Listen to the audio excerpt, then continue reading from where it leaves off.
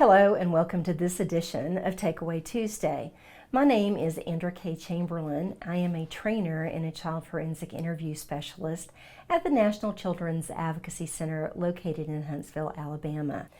One of the research articles that has come across my desk recently was one by Sonia Brubaker and her colleagues.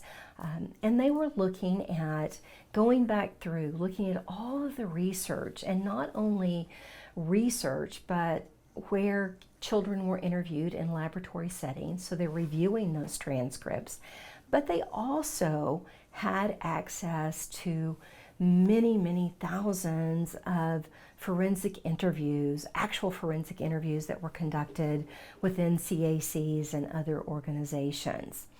And through their review of the literature and then the actual transcripts, they came back and they developed 15 principles for forensic interviewers. The first principle that the authors gave us is that children start verbally encoding and talking about events around the age of 2 years. Let's say, okay, something happens to a child around the age of 2 years, and we're later attempting to interview at 3 or 4 years of age about this past event.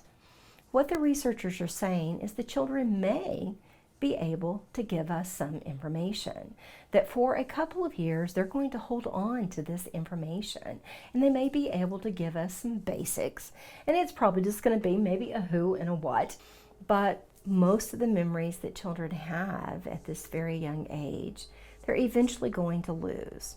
So what that would mean, again, for you and I in the interview, if something comes up, there's allegations that an event occurred when the child was 2 or maybe even earlier, that we go ahead and attempt.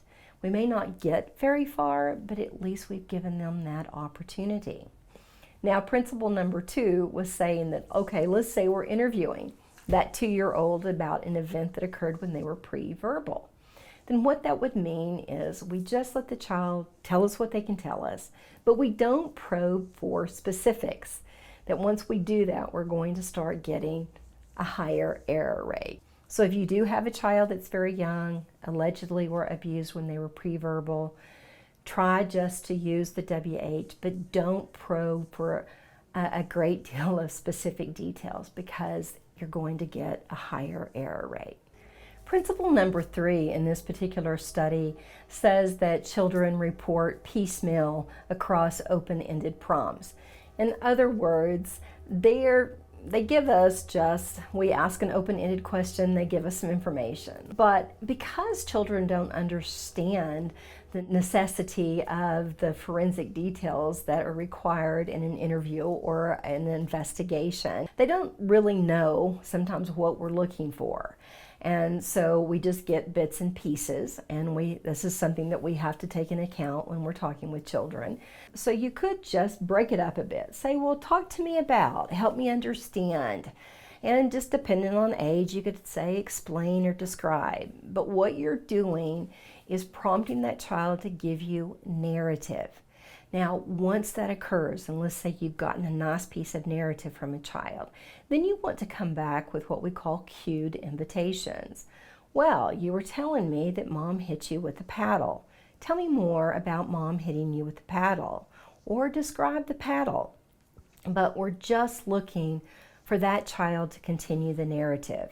And this is going to assist you as the interviewer and then also assist your multidisciplinary team members in understanding what that child's experience is. What we do know, and looking at principle number 4 in this particular article, is that children maintain their accuracy across different types of open-ended prompts. And so what that should tell you and I as interviewers, that we can and should be using different types of open-ended, narrative encouraging prompts when we talk with children. As we talk with children, looking now at principle number 5, we all know that they can drift off topic. And that's not just something that children do, adults do this as well. What we have to do is kind of let them catch a breath. We're not going to interrupt, but kind of let them wind down, and then we're going to say, okay, I wanted to ask you some more information about the touching in your bedroom. So we're just gently redirecting that conversation back to the topic of concern and making sure that that child is following us. What we also know, looking at then principle number 6, is that young children will often use words that they either don't know the meaning. It could be words that just sound very similar. It's words they can pronounce. They don't have to know the meaning. So this is something that we all learn in basic forensic interview training, and it's just highlighted by the research, is that if children throw out words and we don't understand what they said, or maybe it just doesn't make sense, the research is saying don't come back and say, "Did you say?" We would just ask the child, "Tell me again." But if I come back and say, "Did you say?" because that's a yes/no question, oftentimes those itty-bitties are going to go, "Mm-hmm." And then we're both confused. And I'm really not sure if the child is just agreeing with me or if that's what they actually said. Folks, when we look at principle number 7, it addresses an issue that we often see, maybe with the latency age children or teenagers, where there's just expressions of uncertainty, where we hear a lot of "I think" or "maybe." Sometimes we have these kind of false starts where they'll start to say something and then they just in mid-sentence they'll move off and it doesn't go quite where we think it's going to go. So we just have a lot of these false kind of starts and stops and these issues of uncertainty. And what that means is children are now starting to think about their thinking at this age. And what the researchers found, especially with the issues of uncertainty, is that if we go back and we ask, okay, well, you're telling me about, let's again use the example of the time in the bedroom, and we ask another question, oftentimes within that same interview, but we're going maybe back over one incident, is that the children lose that uncertainty. If you'd like more information, please check out calio.org.